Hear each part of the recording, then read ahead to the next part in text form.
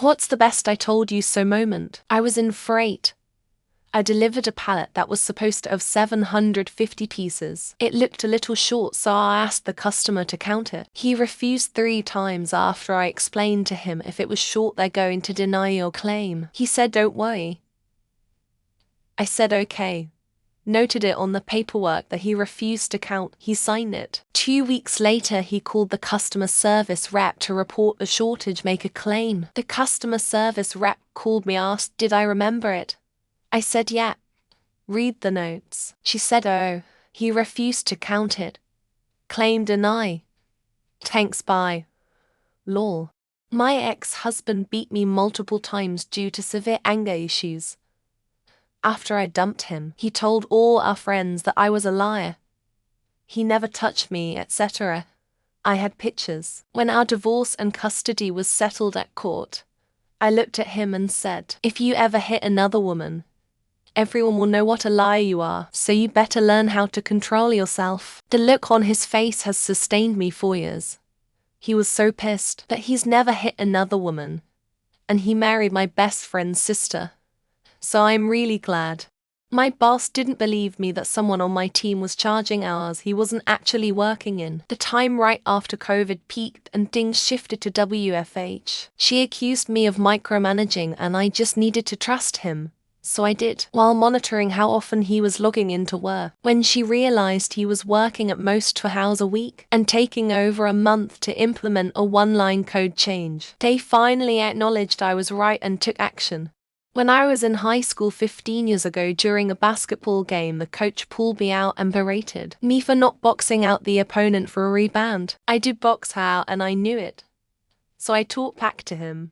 He really got into it. That really ticked him off, so I didn't go back in the rest of the game. The next Monday at school, he pulled me into his office and said he watched the game film over the weekend and apologized because I did indeed box her out.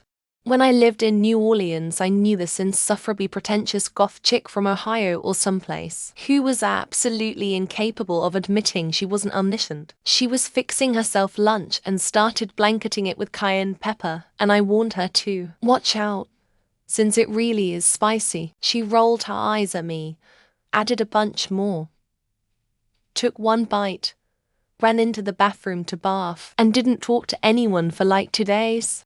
When my dad was at my first place for the first time, he was busy doing things and took off his outer layer. When he came in, I asked him if he wanted his hoodie, but he declined and sat down. Not 10 minutes later, he complained that he was cold and told me to turn the heat up. I was laughing so hard I could barely get the words out that I told him to put his sweatshirt back on. That was very satisfying. I started following when COVID started up in China. It was various stories coming out in bits and pieces that if you were paying attention then you knew something bad was up. This was early to mid-January. I started telling friends and family about it and saying they needed to start paying attention. They mostly thought I was being dramatic. Then when Italy shut down they all started to notice. Internally, and a customer drops their $2,600 MacBook after vehemently denying any protection or membership option without letting me finish my fucking sentence where I tell them that they can drop it. Family friend's truck was making a grinding noise from the brakes. Told him to drive something else to go hunting. Got a call the next day, because he drove it 2 hours and then his brakes stopped working. He ended up needing calipers on top of the pads and rotors he would have originally needed. Tried breaking up with my ex for months because my mental health was affecting him a lot. Fast forward a few months, he finally breaks up with me after a lot of work and help. Still never recovered from that. My brother and I were trying to convince my mum to quit her awful job for months. She is fine, but she ended up having 2 strokes with how much that job raised her already high blood pressure. Told a gal that her guy best friend was just lurking and waiting for his chance. She didn't believe me.